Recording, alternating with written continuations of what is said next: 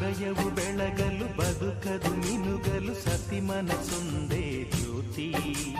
ಕರೆದರೆ ಚೈತ್ರವ ನೆನೆದರೆ ಸ್ವರ್ಗವ ಪಡೆಯಲು ಸತಿಯೇ ಸ್ಫೂರ್ತಿ.